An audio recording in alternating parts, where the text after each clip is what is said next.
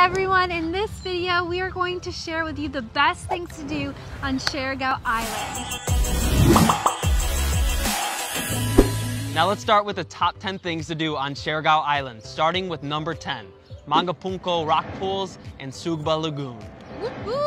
To be honest, these two attractions should not be at number 10, but we are placing them there because when we were in Siargao for 2 weeks, both Mangapunko and Sugba Lagoon were closed due to environmental rehabilitation efforts. Before we move on, Siargao Island deserves a huge shout out because throughout our travels in Southeast Asia, Siargao has been the only place to get ahead of the curve in trying to combat over-tourism. Most locals and even tour operators are eco-friendly and sustainable in the way they take care of this beautiful island. Now on to number 9, the Del Carmen Mangroves. This hidden gem is absolutely stunning, and the cool thing is you'll get to see them as you fly into the island, which I thought was insane. About an hour drive from General Luna, where most people stay when they come to Siargao, is a place called Del Carmen. Del Carmen has the largest mangrove forest in all the Philippines. Although Sugba Lagoon is very popular, some people aren't aware that you can simply take a boat tour through the mangroves and see large crocodiles and other exotic animals. Up next is number 8.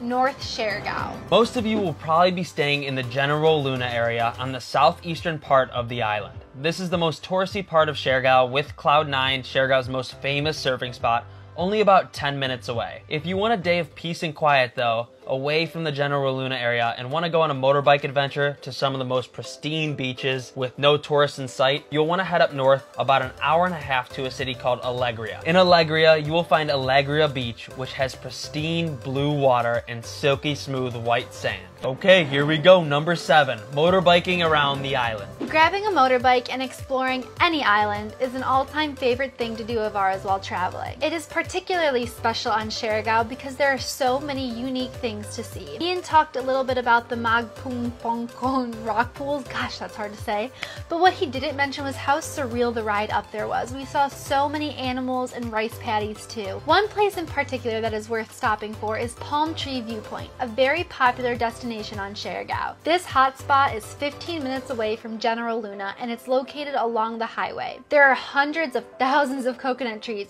where you can sit and enjoy this unreal scenery. Now let's talk about number 6, Sahotan Cove. A lot of travelers have compared this spot to the famous Philippine islands such as El Nido and Coron, but we don't think it's quite there. To get to Sahotan Cove, you will take a tour for around $45 to $60. We ended up going on a $60 tour with our favorite company, and they provided a much bigger boat. The reason we did this was because the boat ride to Sahotan Cove is 2 hours. We put Sahotan Cove at number 6, but I think we were very unlucky and would have enjoyed it a lot more if we weren't stuck in a rainstorm the entire time. On your first stop at Sahotan Cove, you will head to Jellyfish Lagoon on a kayak with a local boatsman. Once you arrive at the Jellyfish Lagoon, don't be scared to jump in because these jellyfish are only stingless. After Jellyfish Lagoon, you'll be heading into 2 caves called Hagukan Cave and Magakuka Ob Cave. At the first cave, you'll be dragged under a rock by tour guides until you reach the inside. There, it is pitch black, so you will barely be able to see anything. But if you splash around a bit, the water will glow up blue, and that's why the nickname for this cave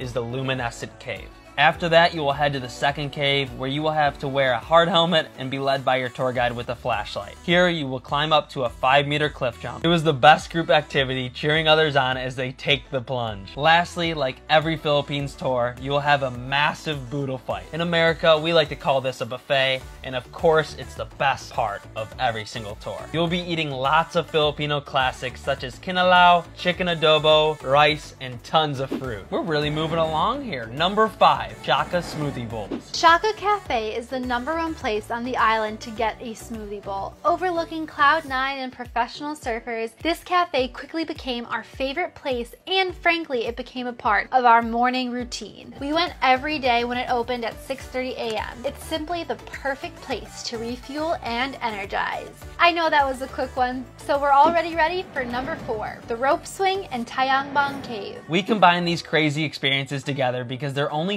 7 minutes away from each other, which makes for an epic day trip. First, you will head to the most famous palm tree in all of the Philippines for some rope swinging. If you want to get there without any tourists, you can head there around 7 a.m., but we ended up going around midday and it was still awesome. To get there, all you have to do is type in Masan Bridge on Google Maps and it will lead you right there. There is a 20 peso entrance fee per person, which is only about 40 cents, but the people that actually deserve the money are the locals that help you swing for hours, so make sure to tip them too. This rope swing has become one of the most popular tourist attractions on the entire island, but even if there are people there, it doesn't ruin the experience at all. We loved watching others try it and laughed at everyone's reaction. It was actually pretty hard to climb this tree, which only had small grooves cut in the side, but once the rope is tossed to you, get ready for the most unique experience of your life. When you're all finished rope swinging for the day, you're going to be heading to an underrated spot called Tayangbang Cave. Here, a guide will take you canyoneering through a cave system for about 15 minutes where you'll be able to see some bats. But our favorite part of this tour is when our guide took us across the street to a hidden lagoon where you'll be able to cliff jump from different heights. Anna and I tried the first cliff jump and it was only about 3 meters, but then our tour guide asked if we wanted to climb a cliff and do a 10-meter cliff jump. Of course we said yes, but this was by far the sketchiest cliff jump we have ever done. All right, you're jumping with me, guys. Be careful.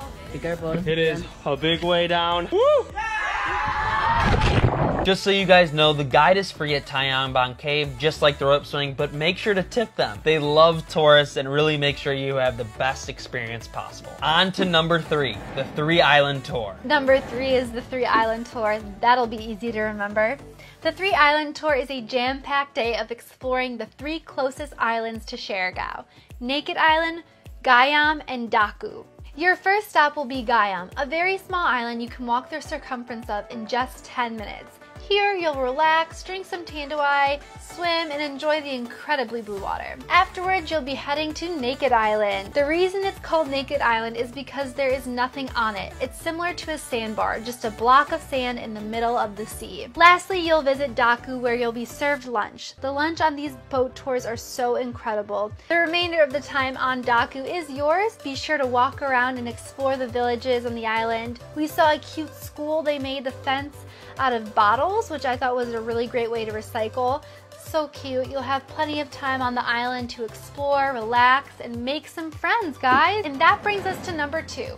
Wake Park, Siargao. You may all be surprised by this coming in at number 2, but we truly believe it deserves this spot. Only a 15-minute motorbike ride away from General Luna, this wake park lies on a hidden lake surrounded by palm trees. We think the best part about this place is that you can do it rain or shine. We ended up going on my birthday, and even when it was a rainstorm, we had so much fun. Of course, Anna and I were feeling quite risky, so we decided to try out the jumps too. We were so glad we tried it though, because wow, we got high and had some massive fails. Here she goes, here we go. Oh! This place is truly a hidden gem on Siargao, and we know you would love every second of it. Prices start at only 700 pesos per person, or about 14 USD for a 90-minute session. That will be more than enough time to get the hang of it and maybe even try some jumps. Now it's time for number 1, Cloud 9. Where to begin? Cloud 9 is the most famous spot on Siargao. This is where you can learn to surf or just go surfing if you already know how. There is this incredible pier that you can enjoy the sunrise on. You can walk on the pier any time of day for just 50 pesos. But if you go at sunrise, you don't have to pay a fee, which is just all the more reason to do it. We loved learning to surf. If you want to take a surf lesson, just head to Cloud 9 where you can rent a board and get an instructor too. Surfing ended up being much harder than we expected, so what we decided to do one day was boogie board. To body surf with those huge waves, you will need a pair of fins. Another reason we love Cloud 9 was the people there. All of the local people are so nice. Some will offer to take you to secret beaches or invite you to camp on other islands. Sounded really amazing, but we never ended up following through with our invitations because we had bad weather. The beach itself is so fun and peaceful depending on where you choose to sit. It's a decently long stretch of sand, so you can find a private spot if you want that, because the main area can get quite busy, but it's fun, so who cares? Just enjoy those rays as well as drink some tanduay and Red Horse, guys. And that's all we have for now. Thank you so much for watching. We really hope you enjoyed our 10 best things to do on Siargao Island.